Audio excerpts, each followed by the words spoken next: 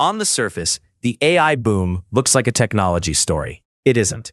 From the boardroom, it looks like a capital allocation fever where people are confusing demand for chips with durable returns on equity and treating electricity, data centers, and hope as if they were the same asset.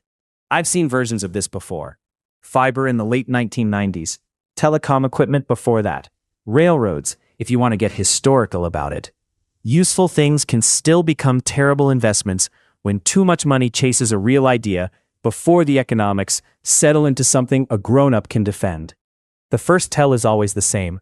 Revenue forecasts move first. Questions about cost come later. And the phrase strategic gets used to excuse almost any number. When a board packet starts sounding like a manifesto, I reach for my pen, usually for the red one.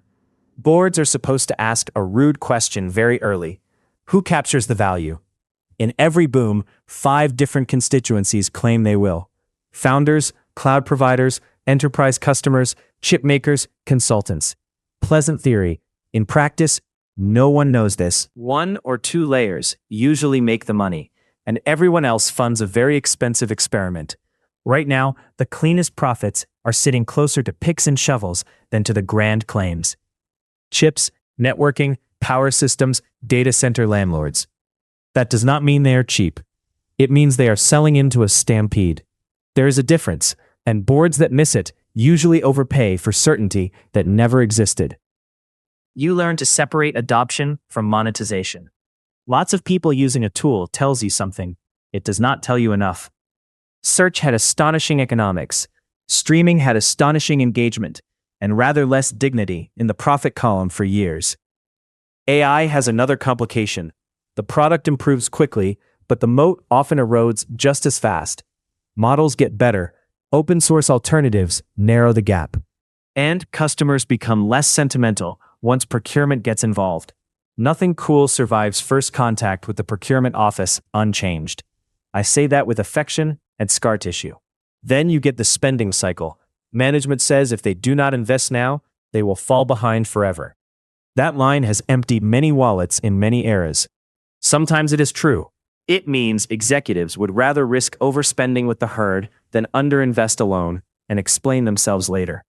Watch how companies describe return on investment. Serious operations people talk about labor saved, sales lifted, error rates reduced. Cycle times shortened. Promotional management teams speak in atmospheric language about transformation. Atmosphere is useful for weather. It is less useful for underwriting billions in capital expenditure. There is also the matter of concentration risk, which gets remarkably little airtime during euphoria. If a handful of hyperscalers, chip suppliers, and foundation model providers sit in the middle of the system, everyone downstream is renting strategic oxygen. Renting oxygen can support a business. It rarely builds sovereign margins. Another old pattern. Investors say this time the total addressable market is effectively the whole economy. Perhaps, the whole economy is not a business model. When someone tells me the market is infinite, I start wondering who is about to accept finite pricing just to prove they belong in the race. The boardroom version of bubble behavior is quieter than retail mania. You do not hear shouting. You hear polished sentences approving very large commitments with suspicious speed. You hear directors using competitive urgency to avoid discussing payback periods. Calm voices can authorize plenty of foolishness. I have done enough meetings to know. The labor story matters as well.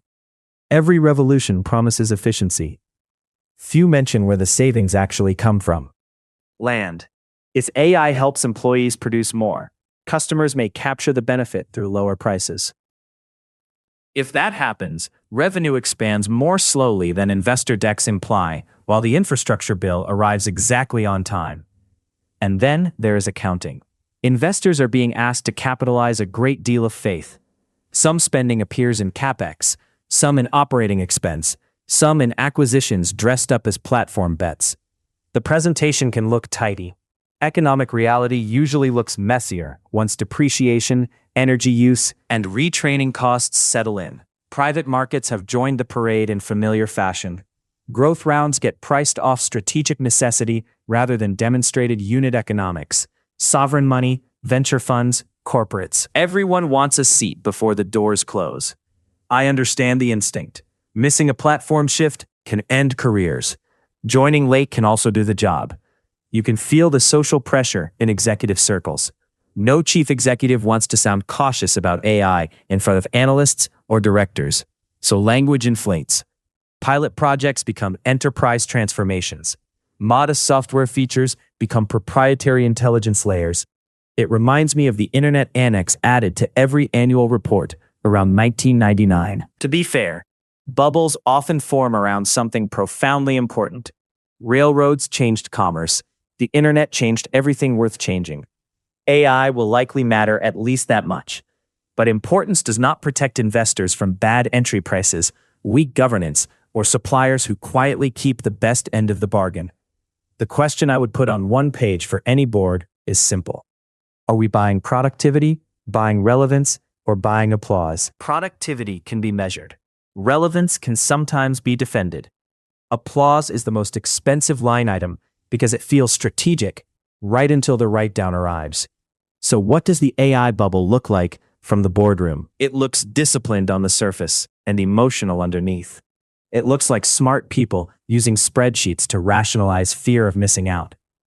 It looks like a genuine technology wrapped in a financing structure that assumes history has finally agreed to suspend gravity. The darkest part is this. Most bubbles do not burst because the technology fails. They burst because capital outruns earnings. Customers demand discounts, and boards discover too late that they financed a race where someone else owned the toll road. Where does the official story break down for you?